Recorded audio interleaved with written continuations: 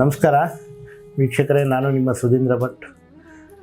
ಈ ಒಂದು ವಿಚಾರ ಇವತ್ತಿನ ದಿವಸ, ಮಾಟ ಮಂತ್ರ ಯಾರು ಮಾಡಿಸ್ತಾರೆ? ಮಾಟ ಮಂತ್ರ ಶತ್ರುಗಳು ಮಾಡಿಸ್ತಾರೆ. ಯಾಕೆ ಮಾಡಿಸ್ತಾರೆ? ನಮ್ಮ ಏಳಿಗೆಯನ್ನು ಸಹಿಸಲಾರದೆ ಮಾಡಿಸ್ತಾರೆ. ಯಾವ ವಿಚಾರವಾಗಿ? ನಾವು ಸರ್ವನಾಶ ಆಗಬೇಕು, ಅನ್ಯರು ನಮ್ಮನ್ನು ನೋಡಿಕೊಂಡು ಯಾವುದಾದ್ರೂ ಒಂದು ರೀತಿಯಲ್ಲಿ ಇವರು ಬೆಳೀತಾ ಇದ್ದಾರೆ, ಇವರಿಗೆ ಯಾವುದಾದ್ರೂ ಒಂದು ರೀತಿಯಿಂದ ಇವರು ಸಮಸ್ಯೆ ಮಾಡಬೇಕು, ಇವರನ್ನು ಮಾಟ ಮಂತ್ರದಿಂದ ಬಗ್ಗಬಡಿಬೇಕು, ಇವರನ್ನು ಹಾಗೆಯೇ ಬಿಡಬಾರದು.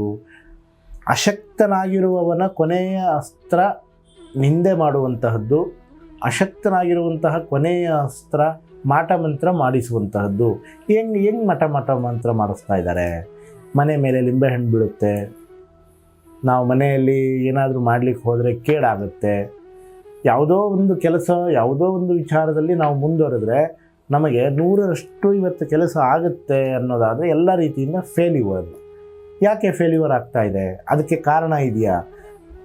ನೋಡಿ, ನಿಮ್ಮ ಜೀವನದಲ್ಲಿ ಸಕಾಲದಲ್ಲಿ ಸಕಾರಣಗಳು ಇಲ್ಲದೆ ನಿಮ್ಮ ಕೆಲಸ ಕಾರ್ಯಗಳು ಫೇಲ್ಯೂರ್ ಆಗ್ತಾ ಇದೆ. ಸಕಾಲ ಇಲ್ಲದೆ ಸಕಾರಣಗಳನ್ನು ಹುಡುಕದೇನೆ ನಿಮ್ಮ ಜೀವನದಲ್ಲಿ ಅನಾಹುತಗಳಾಗ್ತಾ ಇದೆ. ನಿಮಗೆ ಯಾಕೆ ಹೀಗೆ ಆಗ್ತಾ ಇದೆ ಅಂತ ಹೇಳಿದರೆ, ಒಂದು, ನಿಮ್ಮ ಸರಳವಾದಂತಹ ಕೆಲಸ ಕಾರ್ಯಗಳಿಗೆ ಕಾರಣವಿಲ್ಲದೆ ಅಕಾರಣವಾಗಿ ತೊಂದರೆಗಳನ್ನು ಆಗ್ತಾ ಇದೆ ಅಂದರೆ, ಅವು ಬಹುಸಂಖ್ಯಾತದಲ್ಲಿ ನಿಮಗೆ ತೊಂದರೆ ಆಗ್ತಾ ಇದೆ ಅಂತ ಹೇಳಿದರೆ, ದೈವಶಕ್ತಿ ನಿಮ್ಮ ಬಾಯಿಯಿಂದನೇ ನುಡಿಸುತ್ತೆ. ಯಾರಾದರೂ ಏನಾದರೂ ಮಾಟ ಮಂತ್ರ ಮಾಡಿಸಿದಾರಾ? ಅದು ನಿಮಗೆ ನಿಮ್ಮ ಕುಲದೇವರು ಮತ್ತು ನಿಮ್ಮ ದೈವಶಕ್ತಿ, ನಿಮ್ಮ ಪುಣ್ಯದ ಫಲ, ನಿಮ್ಮ ಒಂದು ದಾನ ಧರ್ಮದ ಫಲ, ನಿಮಗೆ ಒಂದು ಮಾರ್ಗವನ್ನು ತೋರಿಸುವುದಕ್ಕಾಗಿ ನಿಮಗೆ ಒಂದು ಬಾಯಿಯಿಂದ ನಿಮಗೆ ಅದು ಬಾಯಿ ಮೇಲೆ, ನಾಲಿಗೆ ಮೇಲೆ ಆಡಿಸಿಬಿಡುತ್ತೆ. ಏನು ಅಂತ? ಮಾಟ ಮಂತ್ರ ಮಾಡಿಸಿದಾರ ಯಾರಾದರೂ ನನಗೆ ಅಂತ ಹೇಳಿದಾಗ ನೀವು ಎಲ್ಲಿ ಹೋಗ್ತೀರಾ? ದೈವದ ಮೊರೆ ಹೋಗ್ತೀರಾ, ಜ್ಯೋತಿಷ್ಯರ ಮೊರೆ ಹೋಗ್ತೀರಾ, ದೇವಸ್ಥಾನಗಳಲ್ಲಿ ಹೋಗ್ತೀರಾ, ಎಲ್ಲ ರೀತಿಯಿಂದಲೂ ಪರಿಹಾರಕ್ಕೆ ಕ್ರಮಗಳಿಗೆ ಮುಖ ಮಾಡ್ತೀರಾ. ಹಾಗಿದ್ದರೆ ಇದು ಸರಳವಾದಂತಹ ರೀತಿಯಲ್ಲಿ ಮಾಟ ಮಂತ್ರ ಮಾಡಿರುವಂತಹದ್ದು, ಶತ್ರುನಾಶನಾಗಿರುವಂತಹದ್ದು. ಯಾವ ರೀತಿಯಾಗಿ ನಾವು ಇದರ ಒಂದು ಬಂಧನದಿಂದ ಮುಕ್ತರಾಗಬೇಕು, ಈ ಬಂಧನದಿಂದ ನಾವು ಯಾವ ರೀತಿಯಾಗಿ ಹೊರಗಡೆ ಬರಬೇಕು ಅನ್ನತಕ್ಕಂತಹದ್ದಕ್ಕೆ ನೀವು ವಿಚಾರ ಮಾಡ್ತಿದ್ರೆ, ವಿಚಾರ ಮಾಡ್ತಾ ಮಾಡ್ತಾ ಮಾಡ್ತಾ ಮಾಡ್ತಾ ಕಾಲಹರಣ ಇದರಲ್ಲಿ ಸಲ್ಲದು. ಕಾಲಹರಣ ಮಾಡ್ತಾ ಹೋದರೆ ಮಾಟ ಮಂತ್ರ ಶಕ್ತಿ ಅಮಾವಾಸ್ಯೆಯಿಂದ ಹುಣ್ಣಿಮೆಗೆ, ಹುಣ್ಣಿಮೆಯಿಂದ ಅಮಾವಾಸ್ಯಕ್ಕೆ ಇದು ಏನಾಗುತ್ತೆ ಅಂದರೆ ವೃದ್ಧಿಯಾಗ್ತಾ ಹೋಗುತ್ತೆ. ನಿಮಗೆ ಯಾವಾಗ ಅನುಮಾನ ಬಂದಿದೆ ಅಂತ ಆದಮೇಲೆ ಈ ಒಂದು ಮಾಟ ಮಂತ್ರ ದೋಷದಿಂದ ವಿಮುಕ್ತರಾಗಿ ಬಲ್ಲವರ ಹತ್ರ ಹೋಗಿ ಈ ಒಂದು ದೋಷದಿಂದ ವಿಮುಕ್ತರಾಗುವಂತಹ ಮಾರ್ಗದಲ್ಲಿ ಕಾರ್ಯೋನ್ಮುಖರಾಗಬೇಕು. ಹಾಗಿದ್ದರೆ ನಮಗೆ ಮಾಟ ಮಂತ್ರ ಮಾಡಿದ್ದಾರೆ, ಈ ಮಾಟ ಮಂತ್ರದಿಂದ ಸೂಕ್ತವಾದಂತಹ ಪರಿಹಾರ ನಾವು ಯಾವ ರೀತಿ ಪಡ್ಕೊಳ್ಬೇಕು, ಎಲ್ಲಿ ಪಡ್ಕೋಬೇಕು? ಸುಮಾರು ಜನ ಜ್ಯೋತಿಷರಿದ್ದಾರೆ, ಸುಮಾರು ದೇವಸ್ಥಾನಗಳಿದ್ದಾವೆ, ಎಲ್ಲಿ ಹೋಗಬೇಕು, ಏನು ಮಾಡಬೇಕು ಅನ್ನತಕ್ಕಂತಹ ಗೊಂದಲದಿಂದ ನೀವೇನು ಮಾಡ್ತೀರಾ ಅಂತ ಹೇಳಿದರೆ, ದಿನಗಳನ್ನು ಮುಂದೆ ಹಾಕ್ತಾ ಹಾಕ್ತಾ ಹಾಕ್ತಾ ಹಾಕ್ತಾ ಹೋಗ್ತಾನೇ ಇರ್ತೀರ.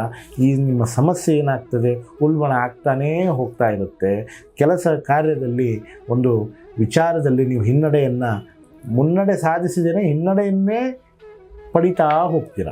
ಹಾಗಾಗಿ ಸಕಾಲದಲ್ಲಿ ಸೂಕ್ತವಾದಂತಹ ಒಂದು ಶತ್ರುದೃಷ್ಟಿ ದೋಷ, ಅನಾರೋಗ್ಯ ಉಂಟಾಗ್ತಕ್ಕಂತಹ ಒಂದು ದೋಷ, ಈ ಶತ್ರುದೃಷ್ಟಿ ದೋಷ ಒಂದು ದೋಷದಿಂದ ನೋಡಿ ಹೇಗಿದ್ದಾನೆ, ಏನು ಮಾಡ್ತಾ ಇದ್ದಾನೆ, ಇಂಥ ಒಳ್ಳೆಯ ಒಂದು ಕಾರ್ ಇದೆ, ಬಂಗ್ಲೆ ಇದೆ, ಮನೆ ಇದೆ, ಎಲ್ಲ ರೀತಿಯಿಂದ ಸುಖ ಸಮೃದ್ಧಿ ಆ ದೇವರು ಇವರನ್ನು ಕೊಟ್ಟಿದ್ದಾನೆ ಅಂತ ಹೇಳಿ ಕೆಲವೊಂದು ಮರಮರನೆ ನಿಮ್ಮನ್ನು ನೋಡಿಕೊಂಡು ಮರುಗಿದಾಗ, ಅದು ಸ್ತ್ರೀ ಮರುಗಬಹುದು ಅಥವಾ ಪುರುಷ ಮರುಗಬಹುದು, ಈ ರೀತಿಯಿಂದಾಗಿ ನಿಮಗೆ ಶತ್ರುಗಳ ದೃಷ್ಟಿ ದೋಷ ಅನ್ನತಕ್ಕಂತಹದ್ದು ತಾಗುತ್ತೆ. ಈ ಒಂದು ದೃಷ್ಟಿ ದೋಷಕ್ಕೆ ತಡೆ ಹೇಗೆ ಮಾಡಿಸಬೇಕು ಅಂತ ಹೇಳಿದರೆ, ನಿಮ್ಮ ಕುಲದೇವತೆ ಒಂದು ಆರಾಧನೆಯನ್ನು ಮಾಡುವುದರ ಮುಖಾಂತರವಾಗಿ ಕುಲದೇವತೆಯ ಬಂಧನವನ್ನು ಮಾಡಿರುವಂತಹ ಒಂದು ವಿಚಾರವನ್ನು ಬಿಡಿಸಿ ಆ ಕುಲದೇವತೆಯ ಸಂಪೂರ್ಣ ಅನುಗ್ರಹ ನಿಮಗೆ ಆಗೋ ಹಾಗೆ ಮಾಡಬೇಕು ಅಂತ ಹೇಳಿದರೆ, ನೀವೇನು ಮಾಡಬೇಕು ಅಂತ ಹೇಳಿದರೆ, ನಿಮ್ಮ ಕುಲದೇವತೆ ಮಾಟ ಮಂತ್ರ ದೃಷ್ಟಿ ದೋಷ, ಜನದೃಷ್ಟಿ ದೋಷ, ಈ ದೋಷಗಳಿಂದ ನೀವು ಮುಕ್ತಿಯಿಂದ ಹೊರಗಡೆ ಬರಬೇಕು ಅನ್ನೋದಾದರೆ ಸರಳವಾದಂತಹ ಉಪಾಯಗಳನ್ನು ಮಾಡಿ. ಒಂದು ಹೇಳ್ತಕ್ಕಂತಹ ವಿಷಯ, ಈ ಒಂದು ಬೇರು, ಈ ಬೇರಿನ ಒಂದು ಮಹತ್ವ ನಿಮಗೆ ಬಹಳ ಉನ್ನತವಾದಂತಹದ್ದಾಗಿರುತ್ತೆ. ಇದನ್ನು ಮಗ್ಗಲಮುರಿ ಬೇರು ಅಂತ ಹೇಳ್ತಾರೆ. ಮಗ್ಗಲ ಮುರಿ ಬೇರು. ಈ ಮಗ್ಗಲ ಮುರಿ ಬೇರನ್ನು ನೀವು ಎಲ್ಲಾದರೂ ಸಿಕ್ಕರೆ ಇದನ್ನು ತೆಗೆದುಕೊಂಡು ಬಂದು ಅಮಾವಾಸ್ಯೆ ದಿವಸ ಶುಚಿರ್ಭೂತರಾಗಿ ಅಮಾವಾಸ್ಯೆ ದಿವಸ ಬೆಳಗ್ಗಿನ ಜಾವದಲ್ಲಿ ಸ್ವಲ್ಪ ಮಟ್ಟಿಗೆ ಇದನ್ನು ಕತ್ತರಿಸಿ ಒಂದು ಕೆಂಪು ಬಟ್ಟೆಯಲ್ಲಿ ಕಟ್ಟಿ ಆ ಕೆಂಪು ಬಟ್ಟೆಯಲ್ಲಿ ಅದನ್ನು ಮನೆಯ ಈಶಾನ್ಯ ದಿಕ್ಕಿನಲ್ಲಿ ನೀವು ಸ್ಥಾಪನೆ ಮಾಡಬೇಕು. ಈ ಸ್ಥಾಪನೆ ಮಾಡಿದ್ದು ನಿಜ ಇತ್ತು ಅಂತ ಹೇಳಿದರೆ ಈ ಒಂದು ಬೇರು ಆರ್ಟಿಫಿಷಿಯಲ್ ಅಲ್ಲ. ಈ ಒಂದು ಬೇರು ಏನು ಸಿಗುತ್ತೆ ಅಂತ ಹೇಳಿದರೆ ಸಂಪೂರ್ಣವಾದ ರೀತಿಯಲ್ಲಿ ಅರಿಶಿಣದ ಬಣ್ಣದ ಬೇರಾಗಿರುತ್ತೆ. ಇದು ದೊಡ್ಡ ಪ್ರಮಾಣದಲ್ಲಿ ಬೆಳೆಯೋದಿಲ್ಲ, 4-5 ಅಡಿ ಮಾತ್ರ ಬೆಳೆಯುವಂತಹ ಈ ಒಂದು ಸಸ್ಯ. ಇದು ಒಂದು ಔಷಧಿಯುಕ್ತ ಸಸ್ಯ ಕೂಡ ಆಗಿದೆ. ಮತ್ತು ಈ ಒಂದು ಸಸ್ಯ ಏನಿದೆ, ಈ ಒಂದು ಬೇರು ಏನಿದೆ, ನಿಮಗೆ ಸಕಲ ದೃಷ್ಟಿಯಿಂದ, ಸಕಲ ವಿಚಾರಗಳಿಂದ, ಸಕಲ ಅಷ್ಟ ವೃದ್ಧಿಯನ್ನು ಮಾಡ್ತಕ್ಕಂತಹ ಒಂದು ಈ ಬೇರಾಗಿದೆ ವೀಕ್ಷಕರೇ. ಇದನ್ನು ನೀವು ಮನೆಯಲ್ಲಿ ಅಮಾವಾಸ್ಯೆ ದಿವಸ ತೆಗೆದುಕೊಂಡು ಬಂದು ಪ್ರತಿಷ್ಠಾಪನೆ ಮಾಡಿದ್ದು ನಿಜ ಇತ್ತು ಅಂತ ಹೇಳಿದರೆ ಮಾಟ ಮಂತ್ರ ದೃಷ್ಟಿ ದೋಷ ನಿಮಗೆ, ಮತ್ತು ಶತ್ರು ದೃಷ್ಟಿ ದೋಷ, ಮತ್ತು ಯಾವುದಾದರೂ ಒಂದು ದುಷ್ಟಶಕ್ತಿ ವಿಚಾರಗಳು ಇದ್ದರೂ ಕೂಡ ನಿಮ್ಮ ಮನೆಯಲ್ಲಿ ನಿಲ್ಲೋದಿಲ್ಲ. ಎಲ್ಲ ರೀತಿಯಿಂದಲೂ ಒಂದು ಒಳ್ಳೆಯದಾಗ್ತದೆ. ಇದರ ಬಗ್ಗೆ ಹೆಚ್ಚಿನ ಮಾಹಿತಿಗಳು ನಿಮಗೆ ಬೇಕು ಅಂತ ಅನ್ನೋದಾದರೆ ನಮ್ಮ ಕೆಳಗಡೆ ಕಾಣತಕ್ಕಂತಹ ಸ್ಕ್ರೀನ್ ಮೇಲೆ ಇರತಕ್ಕಂತಹ ಫೋನ್ ನಂಬರ್ಗೆ ಸಂಪರ್ಕಿಸಿ. ನಾವು ಖುದ್ದಾಗಿ ಮಾತನಾಡ್ತೇನೆ. ಬೆಂಗಳೂರಿನಲ್ಲಿ ನಮ್ಮ ವಿಳಾಸವನ್ನು ತಿಳಿಸ್ತೇನೆ. ಹಾಗೂ ನಾವು ಹುಬ್ಬಳ್ಳಿಯಲ್ಲಿಯೂ ಸಹಿತ ನಿಮಗೆ ಲಭ್ಯರಿರ್ತೇವೆ.